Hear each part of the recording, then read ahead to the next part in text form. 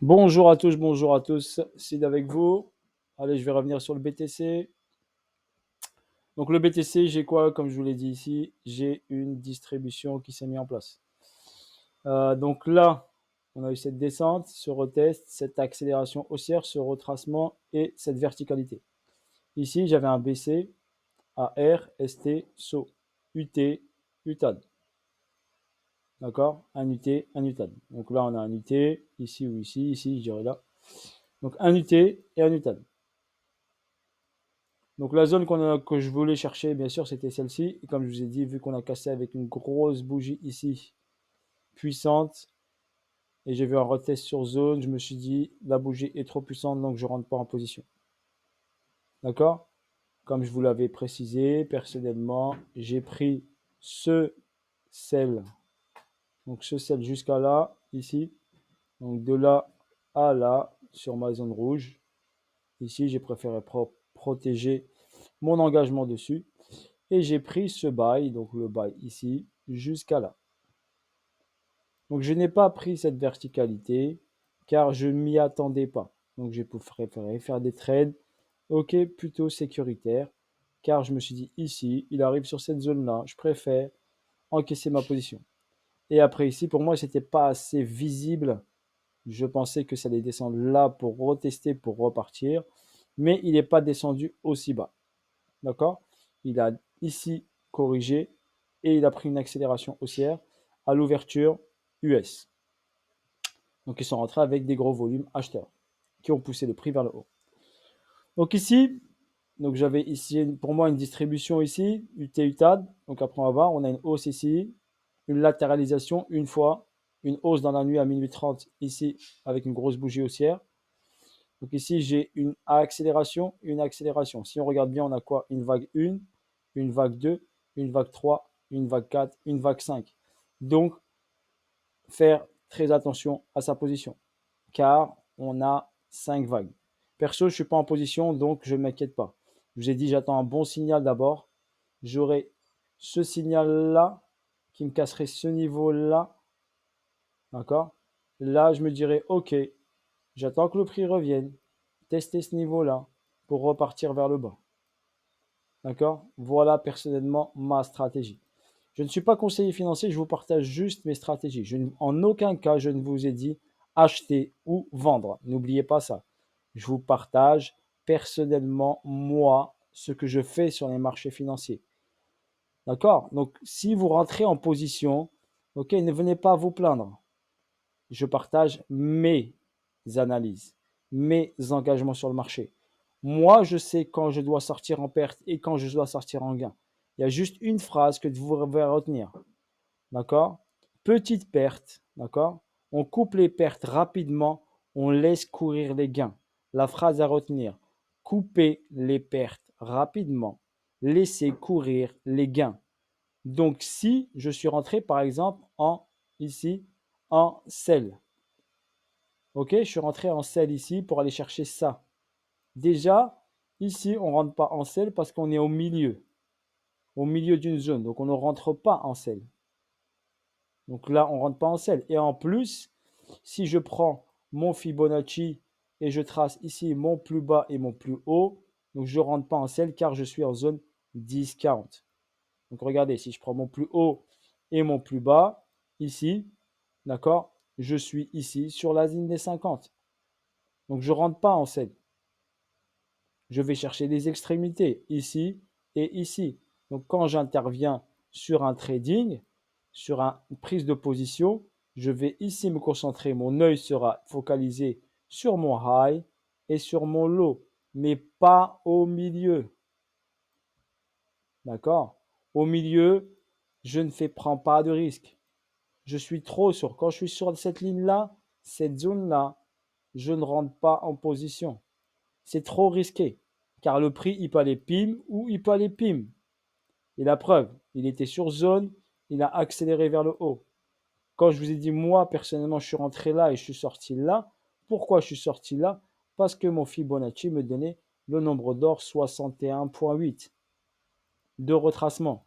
Donc, je me suis dit, au 61,8, on fait attention. Quand j'ai vu qu'il y avait une fois 2 fois, 3 fois, je me suis dit, si tu peux sortir, encaisser et prendre ton profit, même s'il n'est pas énorme, j'ai pris quand même mon profit. D'accord? Et après, le prix est parti sans moi. Mais c'est pas grave si le prix est parti sans moi. Des trades, il y en a tout le temps. D'accord? Tout le temps, il y a des trades. Donc là, ce que je dois retenir sur ce mouvement-là, je sais qu'ici, il y a un gros déséquilibre de marché. Déséquilibre de marché. Donc il doit forcément revenir dans cette zone-là. Si on trace notre Fibonacci, on va prendre notre Fibonacci, on va regarder ici. Attendez, je vais d'abord enlever d'abord ça. Voilà. Donc si je prends mon Fibonacci, je vais chercher le plus haut qui vient de créer. D'accord? Et le prix d'où il est parti. Donc il est parti d'ici d'en bas. D'accord? Donc je sais qu'ici, j'ai une distribution qui se met en place. J'ai un UTAD, mais sur mon UTAD, je peux avoir spécifiquement une micro-distribution ici avant que le prix descende. Je vais vous expliquer ça tout de suite. Donc là, regardez, si on part d'ici, on a un retracement. La ligne des 50 est ici. La ligne des 50, regardez, spécifiquement est sur cette bougie-là. Donc sur ma ligne où je voulais rentrer en position pour aller chercher vers le bas. Il a fait un excès, je m'y attendais. Regardez bien la vidéo, je vous ai dit, soit il reteste le niveau pour faire le pullback, soit il prend l'argent. Regardez bien ma vidéo, je vous ai dit, soit il passe au-dessus, il prend l'argent, et après il redescend. Ou soit il teste. Donc j'avais deux solutions. La première solution, tester. J'ai vu la bougie forte. Non, je ne rentre pas en position, car la bougie était puissante. Elle a passé le niveau sans encombre. Donc elle a fait une grosse bougie haussière. Donc forcément, je me suis dit, non, observe. C'est comme ça que je gère mon positionnement. D'accord? Ensuite, il a pris l'argent ici, boum, boum. Et là, il a fait un petit stop. Mais on avait ici une tendance ici haussière. Une accélération haussière. Mais n'oubliez pas qu'ici, qu'il y a un gros déséquilibre de marché. Si on part d'ici, on va chercher le 50%, eh ben, on est sur la zone que je voulais. Et si on va au 61,8 ou au 78,8, qui correspondra ici à un retracement pour combler le déséquilibre. Si la distribution ici se confirme, bah la distribution va faire quoi? Le prix doit aller sous le saut ici. Donc forcément, il va venir quoi? Prendre ici l'argent en bas. Voilà l'explication. C'est ça le trading. D'accord? Si vous n'avez pas le level pour gérer vos positions, vous n'avez pas le money management, la psychologie, la certitude, couper vos pertes, apprendre à couper des pertes si vous êtes en perte. Ok? Il vaut mieux prendre 10 pertes petites et 2 gros gains. Exemple, je prends 10 pertes de 100 balles. D'accord? Ça fait 1000 euros. Et derrière, je fais 2 gros gains de 5000 par exemple. Ben, j'aurais perdu 1000, mais derrière, j'aurais fait 10 000. Donc 10 000 moins 1000, ça me fait 9 000 euros de gain. Donc il faut apprendre à couper, ok, si vous êtes en perte, à couper rapidement une position perdante. Vous aurez l'opportunité, même si vous faites, comme je vous l'ai dit, 10 trades perdants en coupant rapidement votre position. Forcément, à un moment ou à un autre, vos trades gagnants, ok, au niveau performance, seront supérieurs à vos pertes, petites pertes. D'accord? Donc il faut ici travailler. Le trader qui vous dit qu'il ne perd jamais, ça n'existe pas. Tout le monde peut sortir. Personnellement, sur cet engagement, je n'ai pas perdu d'argent. D'accord? Je n'ai pas perdu d'argent, je n'ai pas pris de stop loss. J'ai juste fait ça et par contre, j'ai raté cette hausse. C'est pas grave. Ça fait partie du game, comme je vous l'ai dit hier. Donc là, trade line ici, comme je vous ai dit, vous vous rappelez la trade line ici qui a provoqué la cassure du triangle. Je vous ai dit, si les personnes n'ont pas pris leur profit, attendez d'aller chercher plus bas parce que la plupart du temps, quand on fait un triangle, la plupart des gens, eh ben, ils vont prendre ceci, ils vont prendre la hauteur du triangle. Et là, un exemple, hein, la hauteur du triangle, et ils vont reporter ici l'engagement ici par rapport à ce niveau-là. Donc s'ils vont chercher ici le target ici, vous regardez bien le prix, il n'est pas parti chercher le target. D'accord? Il a cherché juste le petit bas du triangle. Mais s'ils vont chercher ici le target, donc forcément, s'ils n'ont pas pris leur profit, ils se font sortir. car s'ils sont rentrés sur la cassure ici, ils se font sortir. Et je vous ai dit, quand le prix, regardez, hop, il descend, donc qu'est-ce qu'il fait? Il piège les gens, regardez. C'est pour vous montrer comment ça se passe. Donc il piège les gens ici, et là, boum, une accélération haussière, comme ça, ils n'ont pas le temps de réagir. Et tout de suite, on va chercher leur stop. Tout de suite, on va chercher la liquidité des trade liners, les personnes qui ont utilisé le triangle pour entrer en position, et ceux qui sont rentrés sur la trend line ici, d'accord? Qu'ils ont vu la cassure, ils sont rentrés sur la trend line. D'accord? Ensuite, donc on a fait une accélération ici haussière. Donc là, on a cassé la grosse trade line, ici, la grande trade line baissière, comme je vous l'ai expliqué hier, avec force. Donc ça va donner de la confiance ici aux acheteurs. Il y en a qui attendaient la cassure. Donc ça va leur donner d'ici de la force. Ils vont dire, hop, c'est parti, boum, 3 grosses bougies. Si on regarde la bougie H4, ça va donner ici une grosse bougie H4. Donc vous voyez, grosse bougie, grosse bougie, grosse bougie. Donc gros avalement haussier.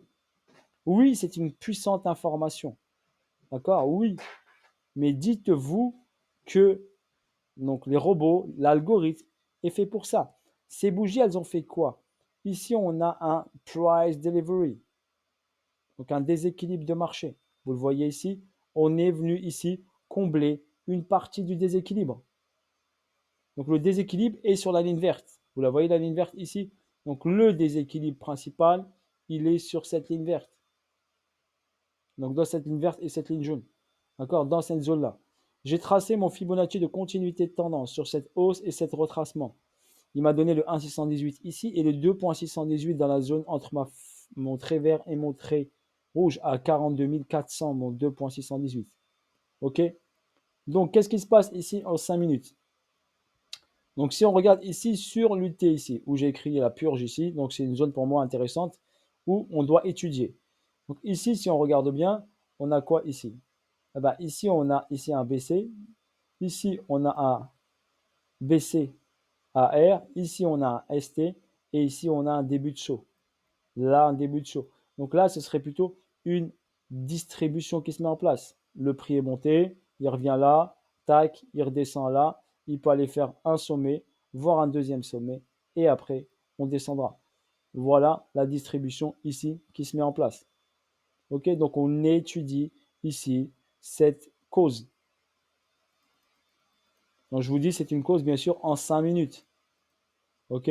C'est pas puissant. Donc le prix, il peut partir directement sans faire cette cause. Ça veut dire qu'il fait une latéralisation, boum, boum, boum, boum, boum.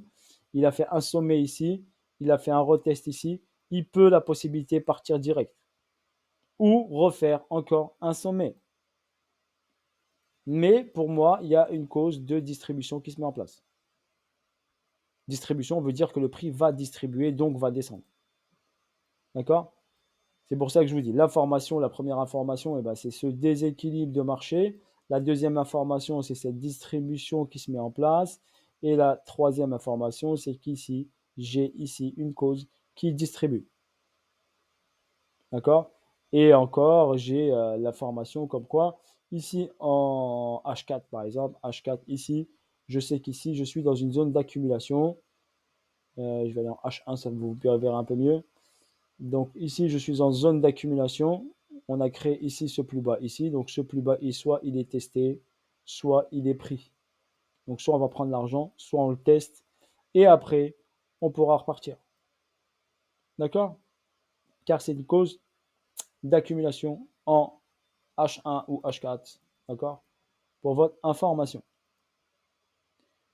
Donc voilà ce que personnellement, moi je vois, je vous le partage. Je ne vous dis pas de rentrer en position ou quoi que ce soit. Hein. Donc après, à vous de gérer vos positions. Moi, je vous partage juste ce que je vois personnellement sur le marché. Donc là, j'ai ici, donc cette zone ici intéressante. D'accord? Donc je l'ai mis en H4, vision H4. Ici, on a cette descente là. Ici, on a une prise d'argent. Donc prise de liquidité ici, de ce niveau-là. Donc c'était cette distribution qui était validée. D'accord? Sur cette distribution qui est validée, quand j'ai une distribution qui est validée, donc forcément, j'ai ce niveau qui doit sauter. Et quand ce niveau saute, j'ai quoi? J'ai une prise d'argent. Donc on prend des dollars, comme je vous l'ai mis ici. on a forcément derrière une réaction haussière qui doit revenir dans cette zone-là et derrière une continuité de baisse.